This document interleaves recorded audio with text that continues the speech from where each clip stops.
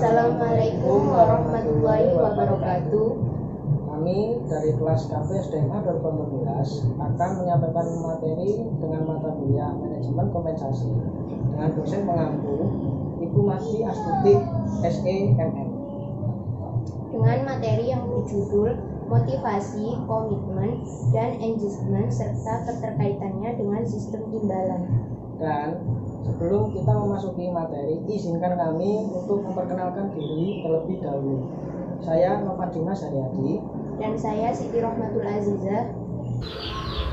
Motivasi. Pengertian motivasi. Motivasi berasal dari kata motif yang berarti dorongan. Dengan demikian, motivasi berarti suatu kondisi yang mendorong atau menjadi sebab seseorang melakukan suatu perbuatan atau kegiatan yang berlangsung secara sadar. Dalam konteks pekerjaan, motivasi merupakan salah satu faktor penting dalam mendorong seorang karyawan untuk bekerja. Tujuan motivasi: meningkatkan moral dan kepuasan kerja karyawan, meningkatkan produktivitas kerja karyawan, mempertahankan kestabilan karyawan, meningkatkan kedisiplinan, mengefektifkan pengadaan karyawan, menciptakan hubungan dan suasana kerja yang baik, meningkatkan loyalitas, kreativitas, dan partisipasi, meningkatkan kesejahteraan karyawan, mempertinggi rasa tanggung jawab terhadap tugas, dan yang selanjutnya meningkatkan efisiensi penggunaan alat dan bahan.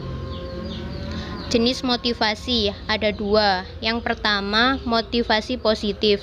Manajer memotivasi bawahan dengan memberikan hadiah atau imbalan kepada mereka yang berprestasi di atas prestasi standar. Yang kedua, motivasi negatif. Manajer memotivasi bawahan dengan memberikan hukuman kepada mereka yang tidak mampu mencapai prestasi standar tertentu. Selanjutnya, proses motivasi. Hal yang perlu diperhatikan dalam proses motivasi yaitu penetapan tujuan, mengetahui keinginan karyawan, adanya komunikasi yang baik, integrasi tujuan perusahaan dengan kepentingan karyawan, menyediakan fasilitas, dan membentuk teamwork yang terkoordinasi dengan baik. Yang selanjutnya, pengertian kompensasi. Kompensasi adalah semua pendapatan yang berbentuk uang, barang, langsung atau tidak langsung yang diterima karyawan sebagai imbalan jasa yang diberikan kepada perusahaan.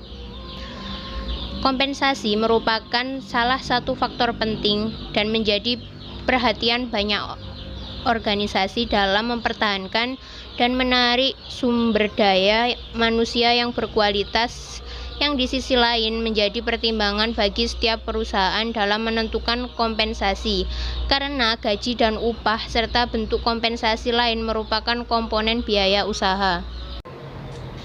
Baik, saya akan melanjutkan materi dari teman saya selanjutnya, yaitu tujuan kompensasi. Tujuan pemberian kompensasi antara lain adalah yang pertama, yaitu ikatan kerjasama. Dengan pemberian kompensasi terjalinlah ikatan kerjasama formal antara majikan dengan karyawannya. Karyawan harus mengerjakan tugas dengan baik, sedangkan pengusaha atau majikan wajib membayar kompensasi. Selanjutnya yaitu kepuasan kerja. Karyawan dapat memenuhi kebutuhan dengan pemberian kompensasi. Selanjutnya yaitu pengadaan efektif. Jika program kompensasi ditetapkan cukup besar, pengadaan karyawan yang qualified untuk perusahaan lebih mudah. Kemudian motivasi, jika balas jasa yang diberikan cukup besar, manajer akan lebih mudah memotivasi bawahannya. Kemudian ada stabilitas karyawan. Dengan program kompensasi atas prinsip adil dan layak serta eksternal konsisten yang kompetitif, maka stabilitas karyawan lebih terjamin karena turnover yang relatif kecil. Yang terakhir yaitu disiplin. Dengan pemberian balas jasa yang cukup besar, maka disiplin karyawan semakin baik. Oke, selanjutnya yaitu jenis kompensasi. Kompensasi yang diberikan kepada karyawan berdasarkan sifat penerimaannya dapat dibedakan dalam dua jenis, yaitu kompensasi yang bersifat finansial. Kompensasi yang bersifat finansial adalah kompensasi yang diterima oleh karyawan dalam bentuk uang atau bernilai uang, misalnya gaji atau upah, bonus, premi, pengobatan, asuransi, dan lain-lain yang dibayarkan oleh organisasi atau perusahaan. Kemudian kompensasi yang bersifat non-finansial diberikan dengan maksud mempertahankan karyawan dalam jangka panjang. Misal, penyelenggaraan program pelayanan bagi karyawan yang berupaya untuk menciptakan kondisi dan lingkungan kerja yang menyenangkan seperti program wisata, penyediaan fasilitas kantin, penyediaan tempat ibadah, lapangan olahraga di tempat kerja, dan lain-lain. Kemudian berdasarkan mekanisme penerimaannya, kompensasi dapat dibedakan menjadi dua macam, yaitu yang pertama, kompensasi langsung, yaitu kompensasi yang penerimaannya secara langsung berkaitan dengan prestasi kerja. Yang kedua, kompensasi pelengkap atau tidak langsung, yaitu kompensasi yang penerimaannya secara tidak langsung berkaitan dengan prestasi kerja. Baik, selanjutnya yaitu ada sistem kompensasi. Sistem pembayaran kompensasi yang umum diterapkan diantaranya sistem waktu, sistem hasil atau output, dan sistem borongan. Untuk lebih jelasnya, sistem kompensasi dapat diuraikan sebagai berikut. Yang pertama, sistem waktu. Dalam sistem waktu, kompensasi ditetapkan berdasarkan standar waktu seperti jam, hari, minggu, atau bulan. Sistem ini diterapkan jika prestasi kerja sulit diukur per unitnya, dan bagi karyawan tetap kompensasinya dibayar atas sistem waktu secara periodik setiap bulannya. Kemudian kebaikan dari sistem waktu ialah administrasi pengupahan mudah dan besarnya kompensasi yang akan dibayarkan tetap.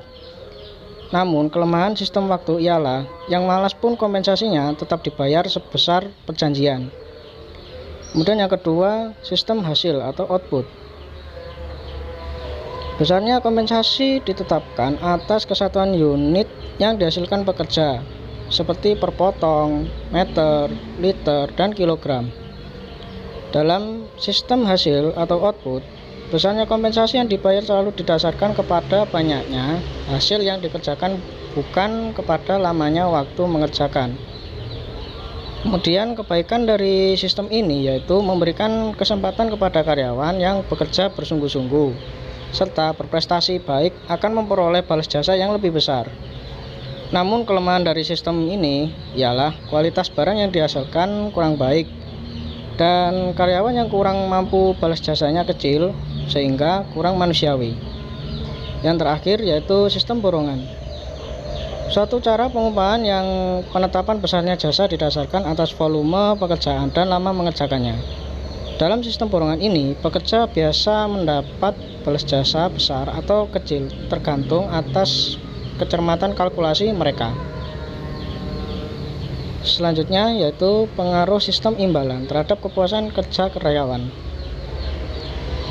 Sistem imbalan atau kompensasi berpengaruh positif dan signifikan terhadap kepuasan kerja karyawan, yang berarti bahwa kompensasi memang sangat diperlukan oleh seorang karyawan untuk dapat mencapai suatu kepuasan kerja yang tinggi, meskipun menurut sifatnya kepuasan kerja itu sendiri besarannya sangat relatif atau berbeda antara satu orang dengan orang lain.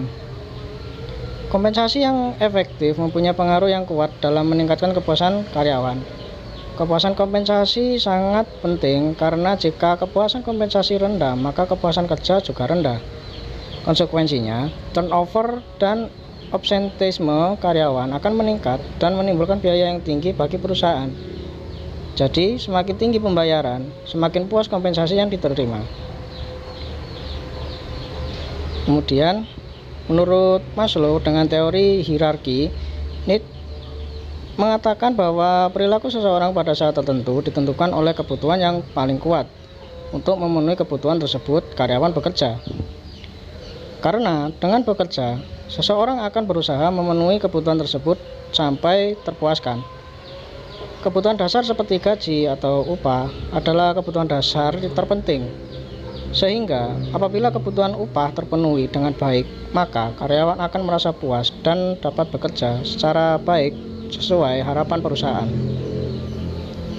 Selanjutnya, pengaruh kepuasan kerja terhadap komitmen organisasi. Adanya hubungan positif yang signifikan antara kepuasan kerja terhadap komitmen organisasi, yang berarti semakin tinggi nilai kepuasan seorang karyawan, maka semakin tinggi pula komitmen karyawan tersebut. Suatu organisasi di mana para pekerja dipandang dan diperlakukan sebagai seorang anggota keluarga besar organisasi akan merupakan dorongan yang sangat kuat untuk meningkatkan komitmen organisasi. Pada gilirannya, komitmen organisasi yang tinggi akan berakibat pada berbagai sikap dan perilaku positif, seperti menghindari tindakan, perilaku dan sikap yang merugikan nama baik organisasi, kesetiaan kepada kepimpinan, kepada rekan setingkat dan kepada bawahan, produktivitas yang tinggi, kesediaan menyelesaikan konflik melalui musyawarah, dan sebagainya. Untuk menumbuhkan komitmen organisasi ada 3 aspek utama yang harus dimiliki, seperti identifikasi, keterlibatan, dan loyalitas pegawai terhadap organisasi. Identifikasi yaitu membentuk kepercayaan pegawai terhadap organisasi. Hal ini dilakukan dengan memodifikasi tujuan organisasi sehingga mencakup beberapa tujuan pribadi para pegawai, ataupun dengan kata lain, organisasi memasukkan pula kebutuhan dan keinginan pegawai dalam tujuan organisasinya. Selanjutnya yaitu pengaruh kepuasan kerja terhadap prestasi kerja. Menurut Kadarisman, dalam penerapan menurut sistem, penghasilan karyawan merupakan penghargaan berbentuk uang atas prestasi kerjanya. Keadilan menjadi hal penting dalam perumusan dan pemberiannya, baik keadilan secara internal maupun keadilan secara eksternal.